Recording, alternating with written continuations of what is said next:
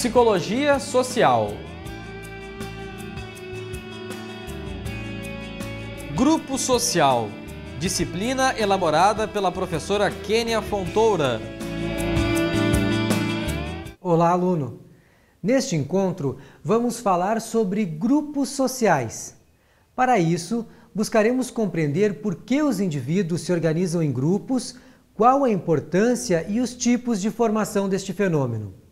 Um grupo pode ser definido como uma unidade social constituída por pessoas com papéis interdependentes, orientadas para objetivos comuns e que regulam o seu comportamento por um conjunto de normas, estabelecidas pelos próprios elementos do grupo. Podemos dizer que um grupo é uma reunião de pessoas que compartilham certas características, que se relacionam, que aceitam direitos e obrigações como membros deste grupo e que compartilham de uma identidade comum. O grupo contribui para o desenvolvimento psicológico dos seus membros. Este desenvolvimento vem das convivências do sujeito, uma vez que, ao se relacionar, o indivíduo vai se moldando, redefinindo questões próprias. A partir disso, podemos compreender, por exemplo, a necessidade de um jovem se sentir parte integrante de um grupo. Vale ressaltar que a sociedade está mais receptiva à inserção de um sujeito pertencente a um grupo do que a uma pessoa que se encontra à parte dos movimentos sociais. O sociólogo Charles Horton Cooley definiu a existência de 3 tipos de grupos. O primário consiste em um grupo pequeno, com relações íntimas, como a família e os amigos. Este grupo pode ser identificado através de um contato direto diário, ou indireto, como a comunicação entre irmãos que não moram juntos. Este tipo de ligação se mantém durante anos, devido a laços afetivos e sanguíneos.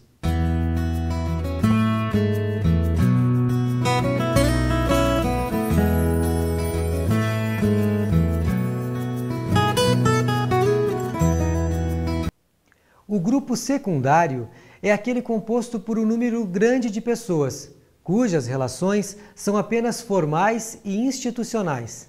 Estes grupos podem existir por longos anos. No entanto, isto não é regra. Alguns desaparecem após uma vida curta. Seu caráter é impessoal, baseados nos contratos psicológicos de troca. O grupo tem menor expressão de sentimentos, motivo pelo qual tende a ser mais racional.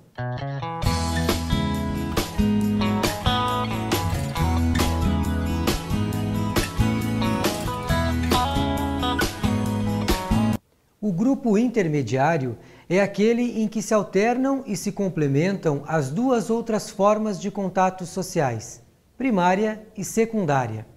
Um exemplo é a escola. Lá temos amigos que compõem o grupo primário e professores que fazem parte do secundário. Podemos dizer que os seres humanos formam grupos por perceberem que reunidos atingem mais facilmente seus objetivos pessoais.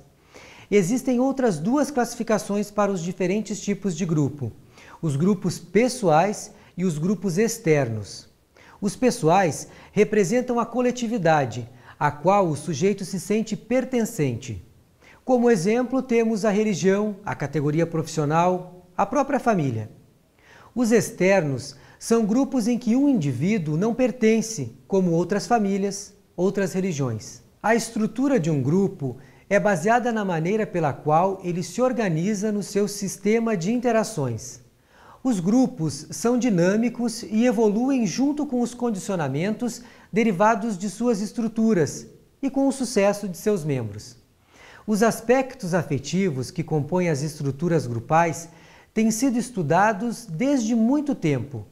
O psiquiatra Jacob Moreno compôs um teste com o objetivo de mensurar e descobrir a trama existente nas relações interpessoais de um grupo, tendo como base os sentimentos de atração ou de repulsa entre seus membros. O teste, chamado de sociograma, consistiu em perguntas relacionadas a uma situação concreta ou imaginária sobre o lazer ou trabalho. A aplicação do questionário apontou 5 aspectos comuns e relevantes entre as estruturas grupais: A cadeia, que acontece quando vários indivíduos se elegem mutuamente. O par ou díade, que ocorre quando os sujeitos formam pares, um escolhe o outro. Ou o trio ou tríade, que é formado por 3 indivíduos que se elegem entre si. O isolado, que é aquele sujeito que não é apontado por ninguém. E a estrela, que se refere àquela pessoa que é a mais eleita pelo grupo. Importante destacarmos que o sujeito estrela não é necessariamente o líder. Nem sempre a liderança é sinônimo de popularidade. Pode, claro, ser um fato propulsor. No entanto, não é uma determinante isolada. Dee? What's up? Did you get your report card? Yeah, I'm toast. How'd you do? I totally choked. My father is gonna go ballistic on me. Mr. Hall was way harsh. He gave me a C-. Well, he gave me a C, which drags down my entire average. Bye. I'll call you, okay? Yeah. As investigações feitas através do sociograma mostram que a mesma pergunta apresenta respostas diferentes quando aplicada em situações de lazer e trabalho. Podemos observar que nas situações lúdicas, as relações interpessoais são, na sua maioria, de ordem afetiva, enquanto nas relações de trabalho, as pessoas usam a efetividade, no sentido da eficiência, como critério.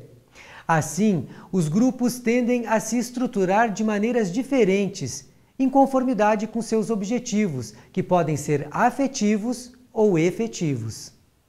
Outro fator importante na organização de um grupo é a comunicação entre os seus membros, que criam formas próprias de se comunicar, que estão relacionadas com seus objetivos e que podem determinar a forma como são vistos por outros grupos. Na psicologia, a palavra dinâmica está relacionada a técnicas que orientam o comportamento de um grupo definido e se fundamentam na constatação de um sistema de interdependência entre os membros. A expressão dinâmica de grupo foi extraída das teorias do psicólogo Kurt Lewin, que salientou que ela está relacionada com as forças que influenciam e orientam determinado grupo. Assim, podemos dizer que a dinâmica acontece nas relações internas de um grupo, isto é, no que se passa no seu interior. A dinâmica se apresenta em 3 níveis: o nível temático, o funcional e o afetivo. O nível mais superficial, porém o mais visível, é o temático. Ele se refere ao conteúdo ou à tarefa que é realizada pelo grupo. Uma técnica utilizada para desenvolver este nível é o brainstorming, que pode ser entendido como tempestade de ideias. Na sua aplicação, cada integrante do grupo, sem usar o raciocínio lógico, coloca ideias que lhe vêm à mente sobre o tema proposto. O objetivo é descobrir pensamentos novos ou soluções inéditas.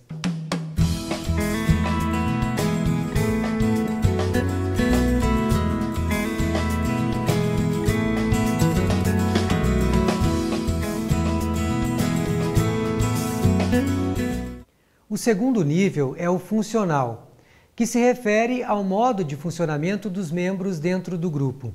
Isto é, quem fala, quem não contesta, quem intervém, como e quando faz isso. As técnicas deste nível atuam investigando os processos dinâmicos e o comportamento de um grupo. O objetivo é organizar seus membros para aumentar a sua eficácia operativa.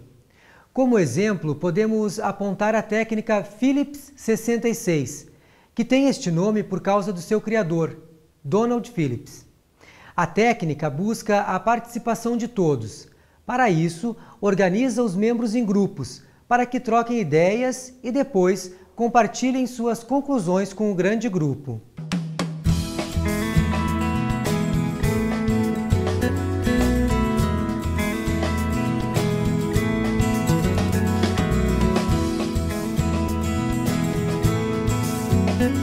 O último nível é o afetivo, que está relacionado com as forças emotivas e sentimentais presentes nas interações grupais.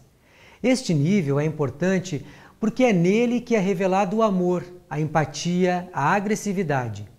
Um exemplo de técnica aqui é a demonstração de carinho. Nela, os participantes analisam a dificuldade de manifestar afeto a outro membro e são estimulados a treinar este tipo de demonstração.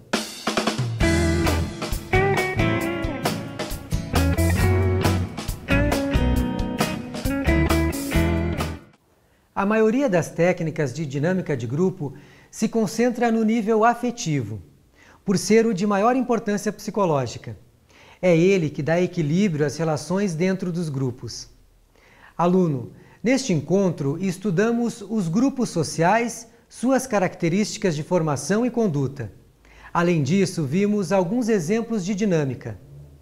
Tenha um ótimo estudo e até o próximo encontro!